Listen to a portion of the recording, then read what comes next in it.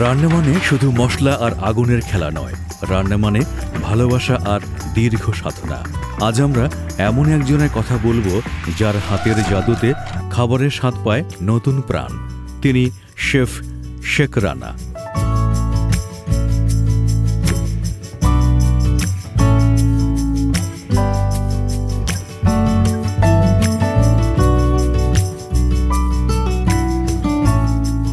বর্তমানে রিভারভিউ রেস্টুরেন্টের executive chef হিসেবে দায়িত্ব পালন করছেন।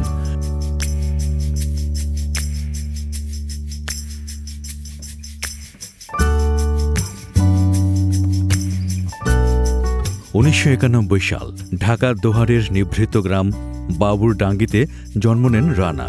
বাবা জহুরুদ্দিন আর মা দেলোয়ারা বেগমের আদর স্নেহে বেড়ে ওঠা সেই ছেলেটি আজ দেশের রন্ধন জগতের এক পরিচিত মুখ।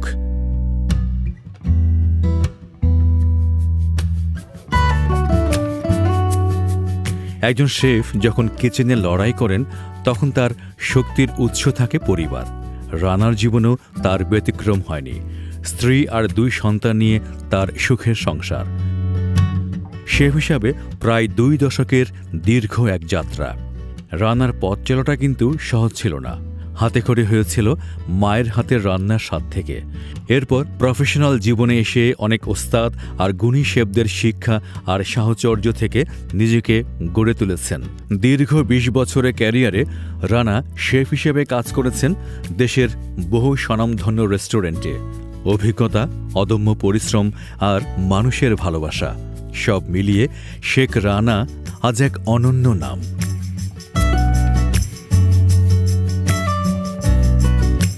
আসসালামু আলাইকুম সুপ্রিয় দর্শক, আপনাদেরকে আমন্ত্রণ জানাচ্ছি স্বাদে ভরা রান্না অনুষ্ঠানে। আপনাদের সাথে আছি আমি শারমিন।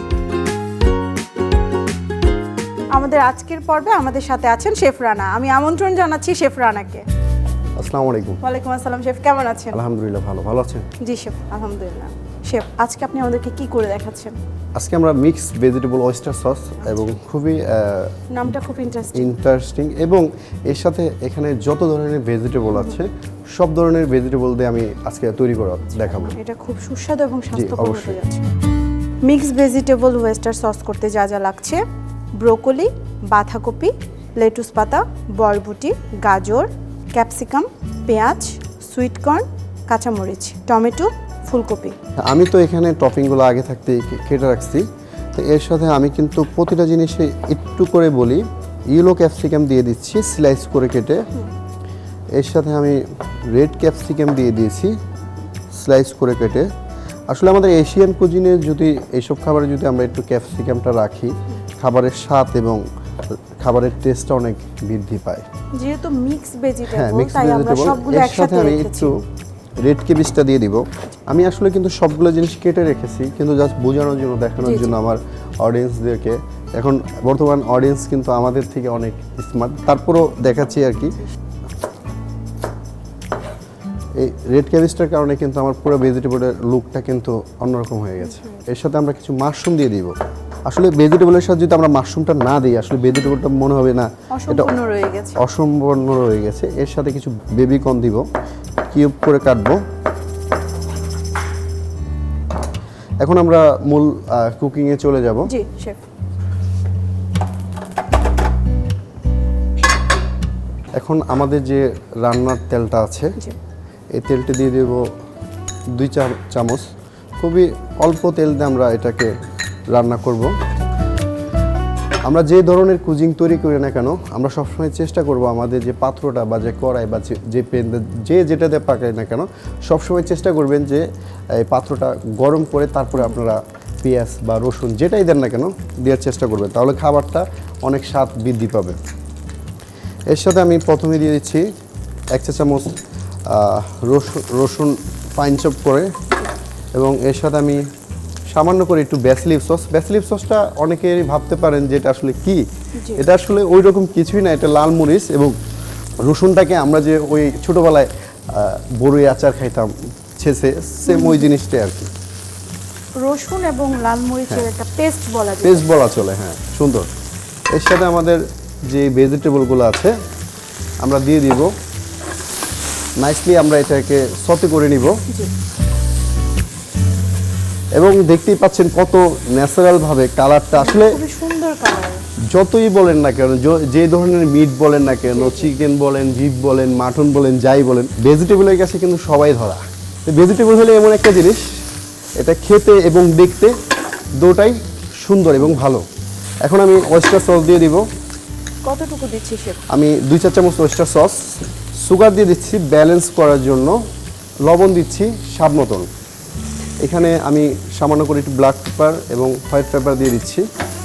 রমজানে যেহেতু আমরা ভাজা পোড়াটা একটু অ্যাভয়েড করছি, খুবই- তাই খুবই অল্প তেলে এবং অল্প মশলায় রান্নাটা হচ্ছে। খুবই ন্যাচারাল ওয়েতে আমরা তৈরি করতেছি।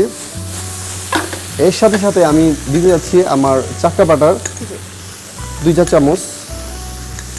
এটা স্বাদটা আরো বৃদ্ধি করে। হ্যাঁ, বৃদ্ধি করবে। দেখতেই পাচ্ছেন কত সুন্দর একটা ন্যাচারাল কালার। ন্যাচারাল জিনিস কিন্তু আমরা সবাই ভালোবাসি। জি, জি। এর সাথে সাথে আমি যে একটু কর্নফ্লাওয়ার রেখেছি, সামান্য করে একটু কর্নফ্লাওয়ারটা দিয়ে নিব। এটা আমরা কেন দিচ্ছি শেফ? এটা আসলে চিকচিকে একটা শাইনিং চলে আসে। আগের থেকে কিন্তু আমার ভেজিটেবলটা আরও বেশি শাইনিং হয়ে গেছে, সুন্দর হয়ে গেছে। এর সাথে একটু আমি সিসেমিল অয়েল দিব 1 চা চামচ।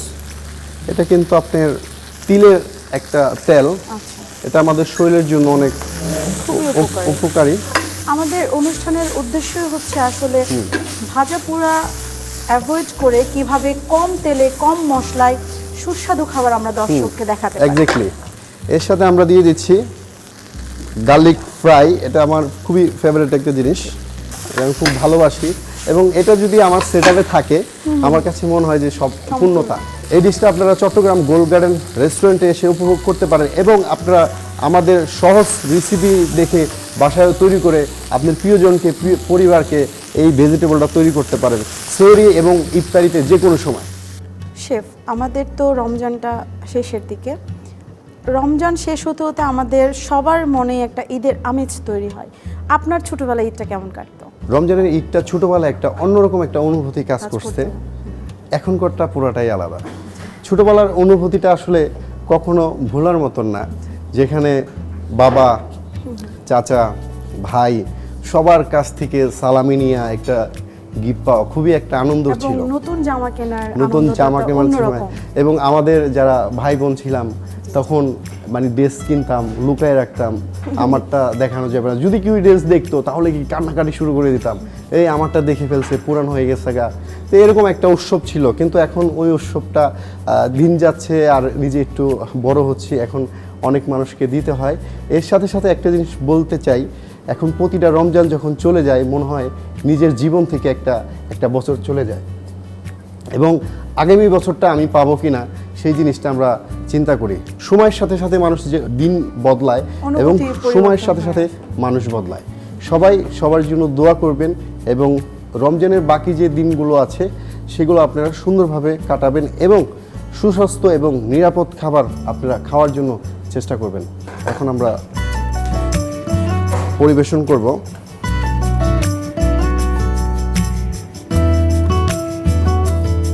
আসলে ভেজিটেবলের কিন্তু কখনো কোনো ডেকোরেশন করতে হয় না। ভেজিটেবল হলে এমনিতেই খুব কালারফুল। এমন একটা কালারফুল একটা ডিশ, নিজেই একটা ডেকোরেশন, নিজেই একটা এত কালারফুল একটা জিনিস।